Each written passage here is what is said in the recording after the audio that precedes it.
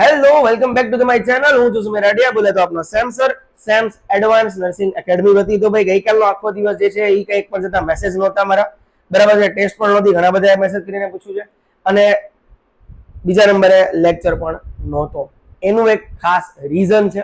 12મી મે international nurses દિવસ ઉપર સમગ્ર નર્સિંગ એકેડમી માટે, આપણી નર્સિંગ એકેડમી માટે અને સમગ્ર ગુજરાતના નર્સિંગ એસ્પિરન્ટ્સ માટે કે જેટલા પણ લોકો આપણી સાથે જોડાયેલા છે અને હજી પણ અમુક લોકો આપણી સાથે જોડાયા નથી, એ સૌ લોકો માટે એક બિગ સરપ્રાઈઝ લઈને આપણી એકેડમી આવી રહી છે.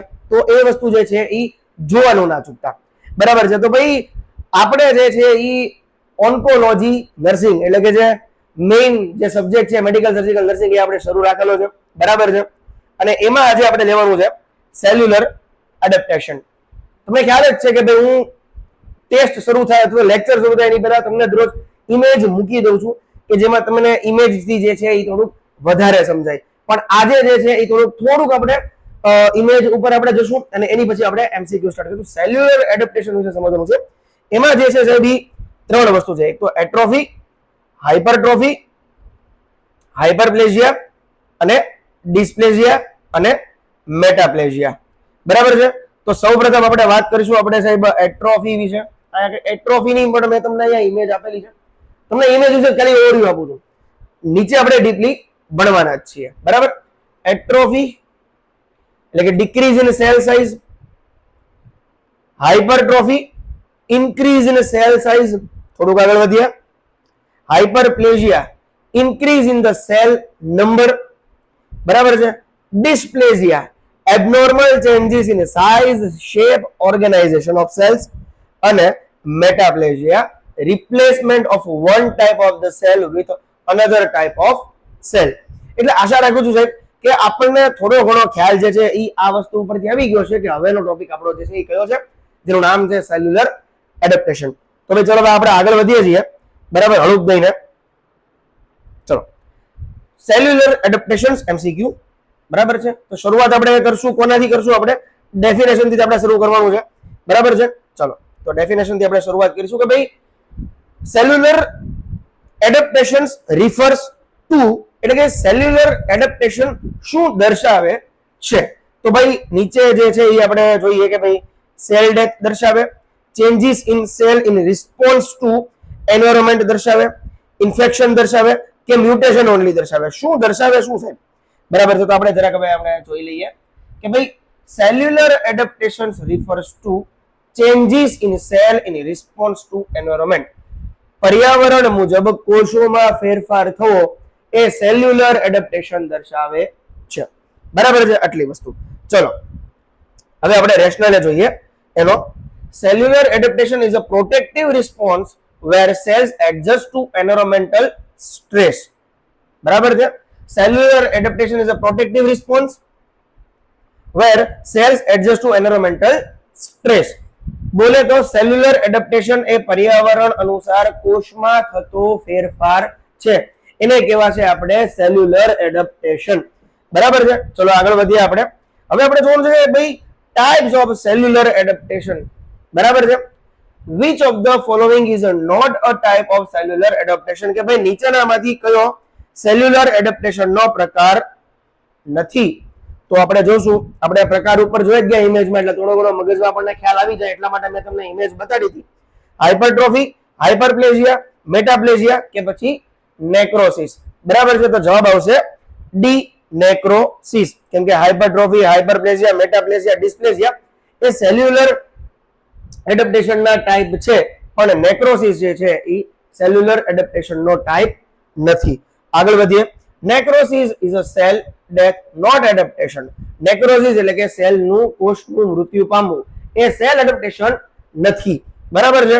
સો આ એ ટાઈપ નથી. નેક્રોસિસ કોષનું મૃત્યુ છે, એડેપ્ટેશન નથી. તો હવે આપણે જોશું પહેલું અને પ્રથમ એટ્રોફી. શું જોવાનું છે આપણે? Atrophy. The definition of atrophy. Atrophy means atrophy શું છે, બરાબર છે. તો ભાઈ સૌથી પહેલા તો આપણે જોશું આપણે એના option. Increase in cell number એટલે કે કોષની સંખ્યામાં વધારો થવો, ડિક્રીઝ ઇન સેલ સાઇઝ એટલે કે કોષની સાઇઝમાં ઘટાડો થવો, રિપ્લેસમેન્ટ ઓફ સેલ એટલે કે કોષમાં બદલાવ આવવો, કે પછી એબનોર્મલ ગ્રોથ, અસામાન્ય વૃદ્ધિ. તો જવાબ આવે આન્સર ડી. બરાબર છે. આન્સર બી માં શું છે તો કે ડિક્રીઝ ઇન સેલ સાઇઝ, એટલે કે કોષના કદમાં ઘટાડો થવો, એટલે કે એટ્રોફી થવું. બરાબર, એટ્રોફી એટલે કે ડિક્રીઝ ઇન સેલ સાઇઝ. હવે આપણે રેશનલ જોઈ લઈએ ભાઈ. Atrophy is a reduction, atrophy is a reduction in the size of fully developed cell. બરાબર છે. એટલે કે એટ્રોફી એટલે કે જે કોષ હોય એનું જે કદ હોય એમાં ઘટાડો થાય એને એટ્રોફી કહેવામાં આવે છે, બીજું કાંઈ નથી. બરાબર છે. ચલો સાહેબ હવે આપણે જોઈએ example of atrophy. Which is an example of atrophy, કે નીચેનામાંથી એટ્રોફીનું ઉદાહરણ કયું છે? વેન્ટ્રિક્યુલર હાઇપરટ્રોફી એટલે કે હૃદયનો વધારો. બરાબર, જો આમાં વધારો કીધો છે. બરાબર. મસલ્સ વાસ્ટિંગ એટલે કે પેશીઓનો ક્ષય. બરાબર છે. થર્ડ છે એન્ડોમેટ્રિયલ હાઇપરપ્લેઝિયા. બરાબર, એટલે કે એન્ડોમેટ્રિયલમાં વૃદ્ધિ થવી. કે પછી 4D ટ્યુમર ફોર્મેશન. બરાબર, તો આમાંથી તમને ખબર જ પડી છે કે શું આવે તો કે મસલ વાસ્ટિંગ. શા માટે પેશીઓનો ક્ષય આવશે એ આપણે અહીંયા આગળ ઉપર જોઈએ. મસલ વાસ્ટિંગ કેકેક્સિયા બરાબર is a classic atrophy example. પેશીઓનો ક્ષય એ એટ્રોફીનું ઉદાહરણ છે. મસલ્સ વાસ્ટિંગ એટલે કે મસલ્સ વાસ્ટ એટલે શું? કેકેક્સિયા. આ કેકેક્સિયાનો મીનિંગ શું થાય કે જેટલા પણ આપણા બોડી મસલ છે એમાં સિવિયર ટુ સિવિયર પેઇન થવું હતું તો સખત રીતે ફટીગ થવું, એટલે કે બહુ ખતરનાક રીતે થાકી જાય. It's called cachexia. બરાબર છે. સખત રીતે જે બોડીના મસલ્સ હોય એ સાવ થાકી ગયા હોય, લોસ થઈ ગયા હોય, લોથ થઈ ગયા હોય. બરાબર છે. It's called cachexia. બરાબર છે. It's called muscles wasting. બરાબર છે. તો પેશીઓનો ક્ષય એ એટ્રોફીનું ઉત્તમમાં ઉત્તમ ઉદાહરણ છે. આગળ વધીએ.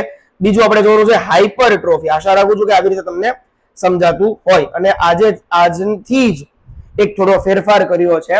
સવારે, બપોરે, બરાબર છે, અને સાંજે આ ત્રણેય ટાઈમ જે છે એ તમને વિડિયો લેક્ચર્સ મળવાના છે. એક સાથે એક દિવસના 3 વિડિયો લેક્ચર આપીશ. બરાબર છે. એક ટોપિક વાઇઝ આપીશ. બરાબર છે. એટલે તમને ઈઝી પડે અને સાથે એની હું ટેસ્ટ મૂકી દઈશ. ટેસ્ટનો સમય જે છે એ સવારે 9 વાગ્યાથી સાઇટ ઓપન થઈ જશે રાતના 11 વાગ્યા સુધી. બરાબર, 11 થી 11:30 માં હું તમને રિઝલ્ટ ડિક્લેર કરી દઈશ 3 ટેસ્ટનું. બરાબર છે. ચલો તો આમાં આજનો પહેલો લેક્ચર જે આપણો સેલ્યુલર એડેપ્ટેશનનો છે. ચલો આગળ વધીએ. હાઇપરટ્રોફી શું દર્શાવે છે? બરાબર છે. તો સૌથી પહેલા આપણે જોવાનું છે શું એનું option. Increase in number of cell એટલે કે કોષની સંખ્યામાં વધારો થવો. Increase in size of cell એટલે કે કોષના કદમાં વધારો થવો. સેલ ડેથ એટલે કે કોષનું મૃત્યુ પામવું. કે પછી રિપ્લેસમેન્ટ થવું. તો જવાબ આવશે B. Increase in size of cell એટલે કે કોષના કદમાં વધારો થવો. બરાબર છે. એટલે કે હાઇપરટ્રોફી. કોષના કદમાં વધારો થાય તો એને હાઇપરટ્રોફી કહેવાય. બરાબર છે. પણ એટ્રોફી એટલે શું? કોષની સાઇઝમાં ઘટાડો થવો એટલે કે એટ્રોફી. સી. કોષના કદમાં ઘટાડો થવો એટલે કે એટ્રોફી. અને હાઇપરટ્રોફી એટલે શું? તો કે કોષના કદમાં વધારો થવો એટલે હાઇપરટ્રોફી. એટ્રોફી એટલે ઘટાડો, હાઇપરટ્રોફી એટલે વધારો. કોષના કદમાં કદ આવશે, ટ્રોફી મીન્સ સાઇઝ. બરાબર છે. જ્યારે ઘટે તો એટ્રોફી, વધે તો હાઇપરટ્રોફી. બરાબર છે. ચલો આગળ વધીએ. રેશનલે જોઈએ. Hypertrophy is equal to increase in cell size not number. નંબરમાં વધારો નથી થતો. બરાબર છે. તો કેમાં વધારો થાય છે? તો કે સાઇઝમાં વધારો થાય છે. હાઇપરટ્રોફી એટલે કે કોષના કદમાં વધારો થવો, સાઇઝમાં વધારો થવો. બરાબર, સાઇઝમાં વધારો થવો એટલે હાઇપરટ્રોફી અને ઘટાડો થવો એટલે એટ્રોફી. બરાબર છે. ચલો આગળ વધીએ. Example of hypertrophy. Which is an example of hypertrophy. હાઇપરટ્રોફીનું ઉત્તમ ઉદાહરણ કયું છે? તો કે એન્ડોમેટ્રિયલમાં વૃદ્ધિ થવી. વેન્ટ્રિક્યુલર હાઇપરટ્રોફી કે હૃદયની દિવાલ જાડી થવી. ડિસ્પ્લેઝિયા કે પછી એટ્રોફી. બરાબર છે. તો શું આવશે જવાબ? તો આપણને ખબર જ છે કે હૃદયની દિવાલ જાડી થવી. ઓલરેડી હાઇપરટ્રોફીનો મીનિંગ શું છે કે ભાઈ હૃદય એટલે કે કોષની સાઇઝમાં વધારો થવો. બરાબર. તો આમાં તમને ઉદાહરણમાં બતાવે છે કે ભાઈ વેન્ટ્રિક્યુલર હાઇપરટ્રોફી. બરાબર છે. સી હાઇપરટ્રોફી છે, દેખાય? એક્ઝામ્પલ હાઇપરટ્રોફી. હાઇપરટ્રોફી અમુકમાં જે ક્વેશ્ચન હોય ને એનો આન્સર હોય ને એ આમાં જ છુપાયેલો હોય. બરાબર છે, ખાલી ગોતવાનો હોય ઓપ્શનમાં જ તે, પણ એવી રીતે હાઇપરટ્રોફી છે, બરાબર છે. જો અહીંયા હાઇપરટ્રોફી છે, અહીંયા હાઇપરપ્લેજિયા છે, બરાબર છે. અહીંયા કોનું ઉદાહરણ માંગ્યું છે સાહેબ? તો કે હાઇપરટ્રોફીનું. અહીંયા ઉદાહરણમાં શું આપ્યું છે? તો કે વેન્ટ્રિક્યુલર હાઇપરટ્રોફી, બરાબર છે. હાઇપરટ્રોફી મેચ. હવે થોડુંક ઊંડાણમાં સમજીએ, બરાબર છે, કે ભાઈ વેન્ટ્રિક્યુલર હાઇપરટ્રોફી, હૃદયની દિવાલ જાડી થવી. વિચારો, હૃદયની દિવાલ જાડી થાય છે, રીઝન શું છે? તો કે એમાં હાઇપરટ્રોફી થશે, એટલે કે હૃદયના જેટલા પણ સેલ છે, બરાબર છે, એની કદની એની જે સાઇઝ છે એમાં વધારો થશે. જેમ એની દિવાલમાં વધારો થશે એટલે કે હાઇપરટ્રોફી થશે. કેમાં? તો કે વેન્ટ્રિક્યુલરમાં, બરાબર છે, વેન્ટ્રિક્યુલર વોલમાં.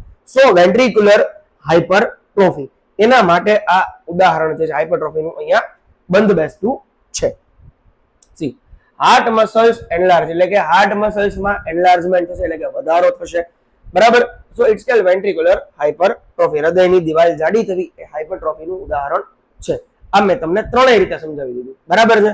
હાઇપરટ્રોફી ટુ હાઇપરટ્રોફી એટલે કે ક્વેશ્ચન અને આન્સર બંને મેચ કરીને, બરાબર છે, એક એનાટોમિકલી રીતે, બરાબર છે, અને હાર્ટ મસલ્સ એનલાર્જ થશે એ મુજબ ત્રણેય રીતે મેં તમને આ જવાબ સમજાવ્યો છે, બરાબર. હવે આપણે જોવાનું છે હાઇપરપ્લેજિયા. એટ્રોફી પૂરું, હાઇપરટ્રોફી પૂરું. Now start hyperplasia. Definition of hyperplasia. Hyperplasia શું છે? ઇન્ક્રીઝ ઇન સાઇઝ, એટલે કે કદમાં વધવું. Increase in number of cells. Decrease in size, કે સેલ્સ ડેથ થવા, બરાબર છે. તો જવાબ આવશે બી. હવે અહીંયા પ્લેજિયા આવી ગયું. શું આવ્યું? પ્લેજિયા. ઓલામાં શું હતું? ટ્રોફી હતું. ટ્રોફી એટલે શું?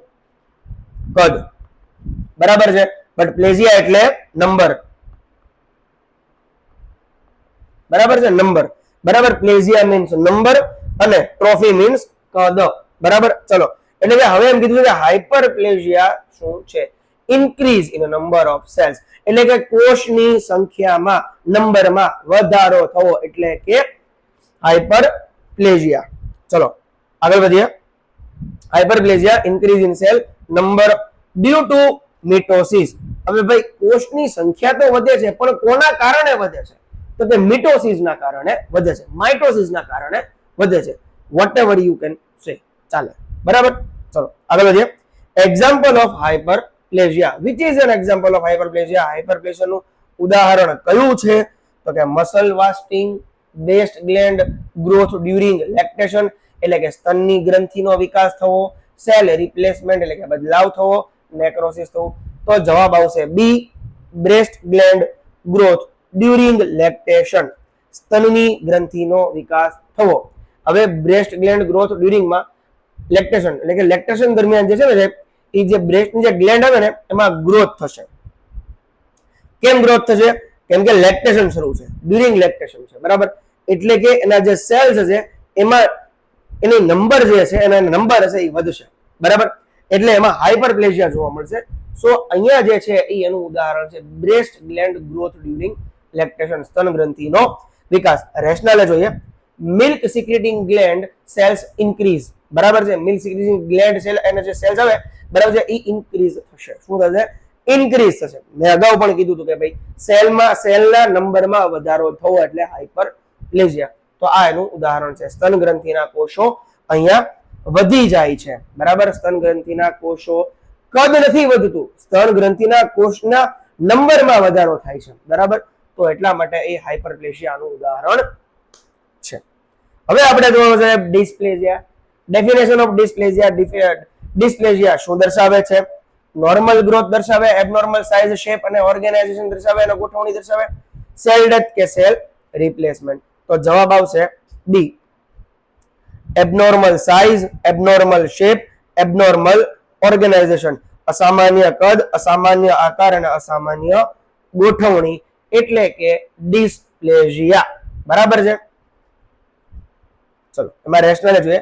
ડિસ્પ્લેજિયા એટલે કે ડિસઓર્ડર સેલ ગ્રોથ ઓફન પ્રીકેન્શરિયસ, બરાબર. ડિસ્પ્લેજિયા એટલે કે સેલની અસામાન્ય ગોઠવણી, અસામાન્ય કદ, અસામાન્ય બધી વસ્તુમાં ફેરફાર થશે. જો abnormal cell of size, abnormal cell of shape, abnormal cell of organisations, બરાબર છે. એટલે કે ડિસ્પ્લેજિયા એટલે કે અસામાન્ય ગોઠવણી અને અસામાન્ય વિકાસ એટલે કે ડિસ્પ્લેઝિયા. બધી વસ્તુ એબનોર્મલ જોવા મળશે. સાઇઝ, શેપ, નંબર, બરાબર છે, એને ઓર્ગેનાઇઝેશન, એ બધી વસ્તુમાં જે છે એ કાંઈક ને કાંઈક એમાં લોચા લાપસી જોવા મળશે, એટલે કે એબનોર્મલ જોવા મળશે. It's called dysplasia. હવે જોઈએ આપણે metaplasia. Definition of metaplasia. Metaplasia means, metaplasia શું છે? તો કે ભાઈ ઇન્ક્રીઝ ઇન નંબર, સંખ્યા વધે. Replacement of one cell type by another, એક કોષના સ્થાને બીજો કોષ. સેલ ડેથ કે ડિક્રીઝ ઇન સાઇઝ, કે કદ ઘટવું. તો આનો જવાબ આવશે મેટાપ્લેઝિયાનો replacement of one cell type by another cell. બરાબર, એટલે કે એક કોષની જગ્યા જે છે એ બીજું કોષ લેશે. બરાબર છે, આનો શુદ્ધ ગુજરાતી મીનિંગ આવો થાય. Metaplasia is reversible change. જો કીધું ને reversible change, where one cell type is replaced by another, એટલે કે અહીંયા જે છે એ એક સેલ ને બીજો સેલ જે છે એ અહીંયા રિપ્લેસ કરે છે. બરાબર છે, રિપ્લેસ કરે એટલે કે મેટાપ્લેઝિયા. આઈ અગેન રિપીટ, મેટાસ્ટેટિસ નથી. બરાબર છે, અહીંયા મેટાપ્લેઝિયા છે. બરાબર, મેટાપ્લેઝિયા એટલે કે એક કોષના સ્થાને બીજો કોષ આવે છે, એને મેટાપ્લેઝિયા કહેવાશે. ડિસ્પ્લેઝિયા એટલે કે એબનોર્મલ સેલમાં એબનોર્મલ સેલ હોય. બરાબર છે, એમાં જે છે સાઇઝમાં એબનોર્મલ જોવા મળે, શેપમાં એબનોર્માલિટી જોવા મળે, ઓર્ગેનાઇઝેશનમાં પણ એબનોર્માલિટી જોવા મળે છે સેલના. બરાબર છે, માર્ક માય વર્ડ્સ. હવે મેટાપ્લેઝિયા એટલે શું કીધું તમને કે એક કોષના સ્થાને બીજો કોષ સ્થાન લે, એને કહેવાશે મેટાપ્લેઝિયા. બરાબર, એક કોષના સ્થાને બીજો કોષ એન્ટ્રી લે છે. બરાબર છે, તો સાહેબ હવે આને આપણે સુપર મેમરી ટ્રીક, HADM. બરાબર, હાઇપરટ્રોફી એટલે કે થોડુંક અહીંયા સાઈડમાં લઈ લો. હાઇપરટ્રોફી એટલે કે સાઇઝમાં વધારો થાય. હાઇપરપ્લેઝિયા એટલે કે નંબરમાં વધારો થાય સેલનો. એટ્રોફી એટલે સાઇઝમાં ઘટાડો થાય. બરાબર છે, ડિસ્પ્લેઝિયા એટલે abnormal cell, abnormal shape, abnormal organization. બરાબર છે, અને મેટાપ્લેઝિયા એટલે રિપ્લેસ, કે એક સેલમાંથી જે એક સેલની જે સ્થાન છે એ બીજું સેલ લેશે. It's called metaplasia. બરાબર છે, તો આશા રાખું છું કે આ તમને અહીંયા સમજાઈ ગયું છે સંપૂર્ણ રીતે. બરાબર છે, તો બીજો લેક્ચર જે છે એ તમારો બપોરે છે. બરાબર, મહેરબાની કરીને જોવાનું ચૂકતા નહીં. Thank you very much.